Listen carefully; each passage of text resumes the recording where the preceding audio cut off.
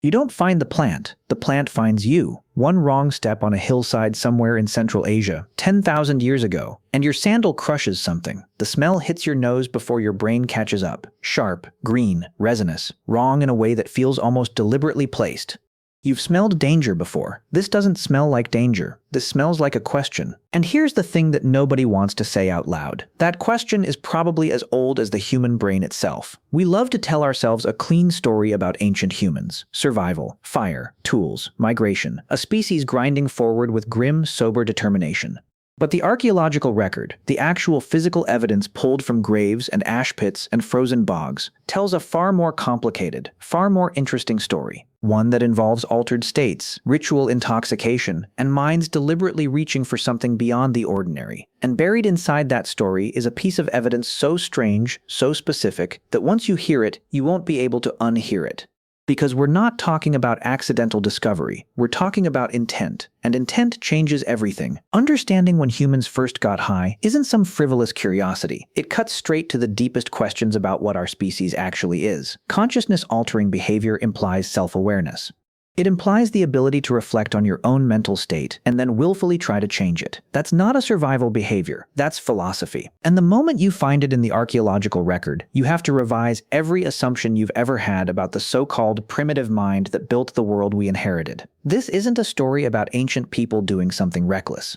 This is a story about ancient people doing something profoundly human. So let's go back. All the way back. You are not you yet, not entirely. You're an early Homo sapiens, somewhere around 100,000 years ago, moving through a landscape that is simultaneously more brutal and more beautiful than anything you've ever been asked to imagine.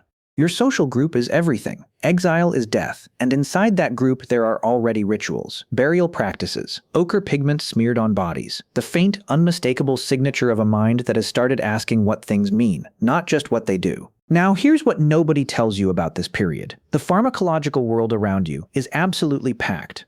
Every ecosystem on Earth hosts plants with psychoactive compounds, alkaloids, terpenes, tryptamines, and your ancestors were intimate with their environments in a way that modern humans have completely lost. You knew which berries killed. You knew which roots cured. The leap to discovering which plants shifted consciousness wasn't a matter of if, it was a matter of when and what you did with it after.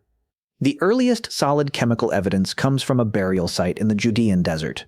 Researchers analyzing organic residues from a 14,000-year-old Natufian burial found traces of fermented plant material, early alcohol, deliberately placed with the dead, not consumed by accident, placed, with intention, at a funeral. That's not a party, that's a theology. But alcohol might not even be the first chapter. Cannabis pollen has been found preserved at burial and ritual sites across Central Asia dating back to at least 2500 BCE, and those are just the sites we've found so far. A 2019 study published in Science Advances analyzed wooden braziers from the Pamir Mountains in western China. The residue inside contained high concentrations of psychoactive THC compounds. And the context was unambiguous. These were mortuary ceremonies, places where communities gathered to usher their dead into whatever came next. The smoke wasn't recreational. It was a doorway. You're standing at one of those sites now. The cold is absolute. This altitude always is. And the smell of burning wood mingles with something sweeter, something that makes the edges of the stars feel slightly soft. The people around you are singing, or something close to singing. A sound that lives in the throat more than the mouth. Someone who mattered is being put into the earth. And the ritual demands that the boundary between the living and the dead become for a moment permeable. That's what the smoke is for. Not to get high, to get through. And here's where the story gets genuinely strange. Because across human cultures on every continent, cultures with zero contact with each other, you find the same pattern. Shamanic traditions involving psychoactive plants used specifically in ritual contexts, specifically to facilitate contact with non-ordinary states of consciousness, specifically by designated specialists within the group. The Amazonian jungle gives you ayahuasca. The Mexican highlands give you psilocybin mushrooms. The Siberian tundra gives you Amanita muscaria. The details differ. The structure is identical. And that parallel emergence, that convergent cultural evolution, is one of the most quietly shocking facts in all of anthropology. It suggests the behavior isn't cultural, it's human. But here's what nobody tells you about the darker side of this story. Access to altered states was almost certainly not democratic. The evidence from burial sites consistently shows psychoactive materials concentrated around high-status individuals, shamans, ritual specialists, people who held social power, which means that very early in human history, the ability to chemically mediate consciousness became something that could be owned, controlled, and withheld. The first inequality might not have been about land or food. It might have been about who was allowed to see beyond the ordinary world. Now the situation gets worse for you personally. You are not the shaman. You are the community member watching the ritual from the outer edge of the firelight. The smoke reaches you in diluted wisps, enough to feel the edges of something without ever arriving anywhere. And you understand, with a clarity that is itself slightly strange, that this is by design. The shaman returns from wherever they've been. They speak. You receive the translation. This is the origin of religious authority, of spiritual hierarchy, of the gap between priest and congregation, and it was built, at least in part, on pharmacology. The deepest horror isn't that ancient humans sought altered states. It's that the management of those states became one of the earliest and most durable forms of social control in human history. We see it codified in the ancient world almost everywhere we look. Soma in the Vedic traditions of ancient India, a ritual drink described in the Rig Veda with a reverence that makes it clear this wasn't metaphorical. Researchers still debate what Soma actually was, with serious scholarly proposals ranging from ephedra to psilocybin mushrooms to cannabis preparations. The Eleusinian mysteries of ancient Greece, perhaps the most prestigious religious ritual of the classical world, involved a drink called kykeon, and a 2020 analysis led by chemist Brian Morozgu found ergot alkaloids in ritual vessels from the period, suggesting the initiates of Eleusis may have been drinking something pharmacologically similar to LSD. Plato attended. Aristotle attended. What they experienced inside those ritual walls, they were forbidden by law from ever disclosing. Think about that. The foundations of Western philosophy may have been shaped, at least in part, by a chemically induced encounter with something beyond ordinary consciousness.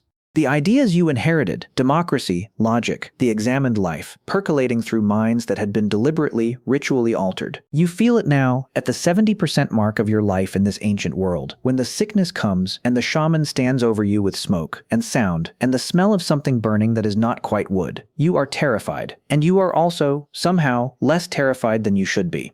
The smoke moves through you like a decision, like permission. You don't know what's happening, but you know it's significant. And that knowing, that sense that this moment means something beyond its physical facts, that is the thing that separates this behavior from every other animal on Earth. No other species deliberately seeks to alter its own consciousness in pursuit of meaning.